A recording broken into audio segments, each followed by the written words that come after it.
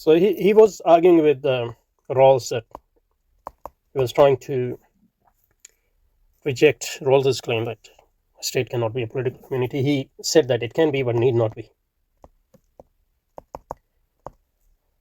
But a state is always an association because state has agency. So if a state has an agency, then only association for him has agency.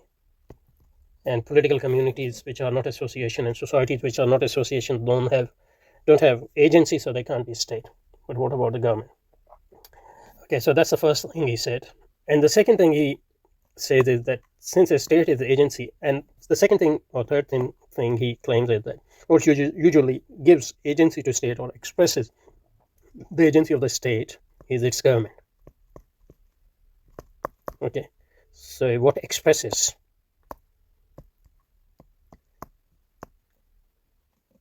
But he goes on to say that state and governments are not same things, which means that there can be a government without a state. That's what he says. And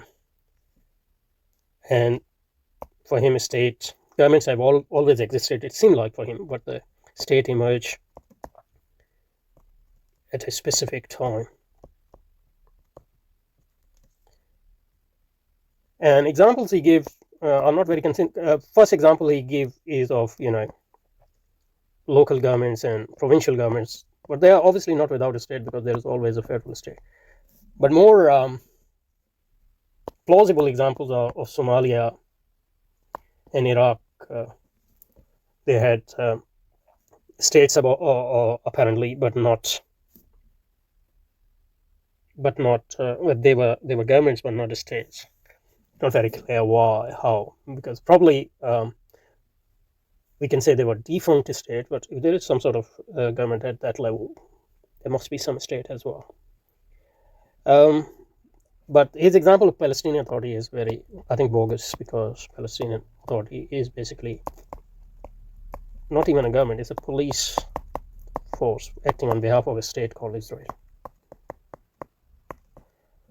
So it can't exist without this state and its sanctions. So that's not a good example. But what is the distinction between government and a state? So his important claim is that government is an institution whose existence precedes the states. That will depend on your definition. I mean, you can exclude by definition anything you want, but I don't know what's the purpose of that.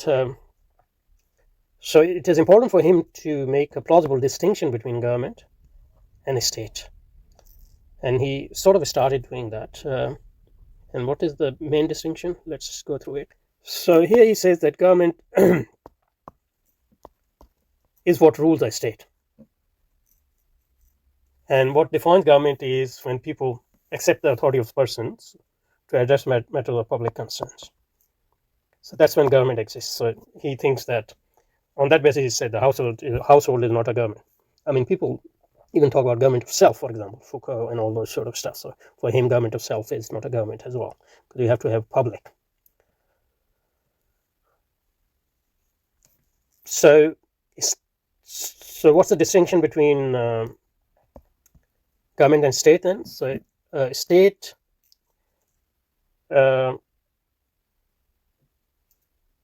presupposes a specific conception of public. So government arises when there is a public or public concern, and government rules or administer those concerns. But but these are less well defined publics according to him. So when public becomes more well defined, when it becomes a corporate entity, when public becomes a legal person, so to speak. So when public become a legal person, corporate entity, a legal person, meaning when public become rights and duties and liabilities, then you have a state. But I just wonder why government can't be considered a legal person. because clearly governments have rights and duties and liabilities and all those things which he. So as far as so far it doesn't seem to me very persuasive, but I will let him speak until the end, and then we'll come back. Let me see if there's anything we missed so far. But then he goes on to say that, and then he talks about why state is a corporation and in what sense, and then he goes on to say not all political corporations are states. So then he will distinguish between political corporations, which obviously for him government is not a political corporation, or maybe for him government can be a political corporation but not a state. So we'll see that in the next session, inshallah. Assalamu alaikum. Subhanakallah wa bihamdika nashhadu an la ilaha illa anta astaghfiruka wa atubu ilayk. Let me see where we will start next time, so we remember that. So he said the state is not, however, the only possible political corporation. So we'll start from here, inshallah, next time. سبحانك اللهم وبحمدك نشهد ان لا اله الا انت نستغفرك ونتوب اليك وصلي وسلم على محمد عبدك ورسولك وخليلك وصفيك ووليك سيدنا محمد وعلى اله وازواجه وذريته اجمعين برحمتك.